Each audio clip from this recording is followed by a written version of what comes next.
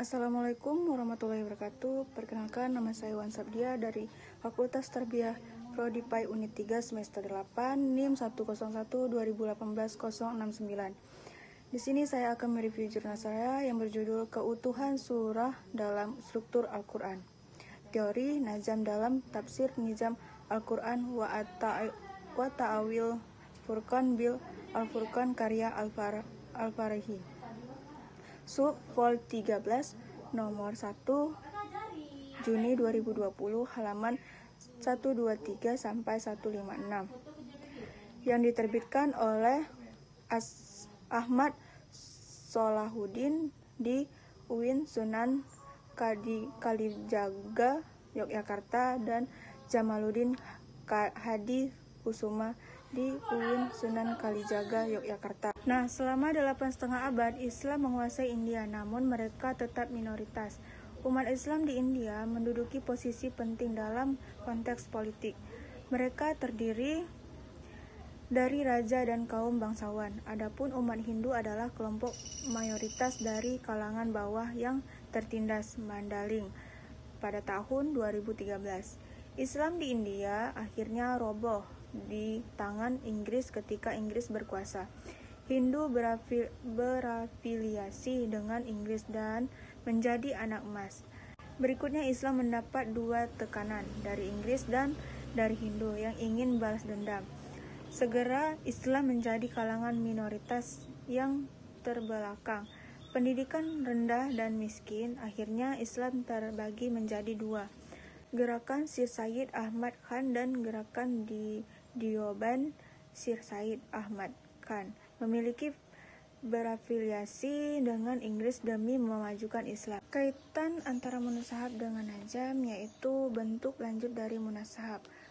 Kalau munasahab hanya mengasumsikan adanya interkoneksi dalam setiap ayat, sedangkan najam mengasumsikan interkoneksi tersebut akan membentuk sebuah struktur surah.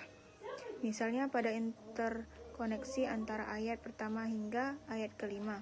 Begitu juga dan interkoneksi antara ayat ke-6 hingga ke-10. Dan begitu seterusnya, sehingga dalam satu surah memiliki struktur tertentu.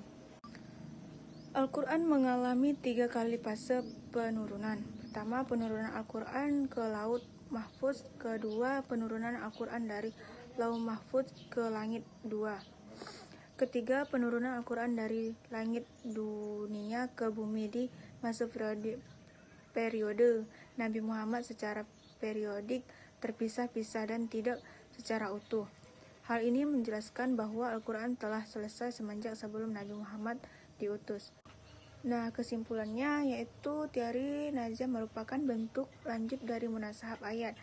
Munasahab ayat mengasumsikan adanya makna di balik hubungan interkoneksi ayat yang koheren atau sama lain. Dari asumsi itu, Al-Farahi menarik sebuah teori bahwa makna-makna yang tersimpan di balik interkoneksi ini akan membangun satu makna dalam satu surah. Satu surah menjadi satu keutuhan yang utuh. Satu surah harus dipandang sebagai satu keutuhan yang penafsiran ayat Al-Quran tidak bisa dipisahkan dari keutuhan surah tersebut. Surah yang satu unit sebagai satu keutuhan tersebut menjadi hal yang prinsip bagi Al-Farahi. Inilah yang menjadi pondasi Al-Farahi dalam membangun konstruksi teori nazam yang penulis maksud dalam konstruksi teori ini di sini adalah suatu pendekatan metodologi dalam penafsiran Al-Quran. Pendekatan metodologi ini mencakup asumsi dasar, sumber data, metodologi analisis data, dan hasil analisis. Baiklah, sekian dari review jurnal saya. Apabila terdapat kesalahan kata, saya minta maaf. Wabillahi taufiq wal hidayah. Wassalamualaikum warahmatullahi wabarakatuh.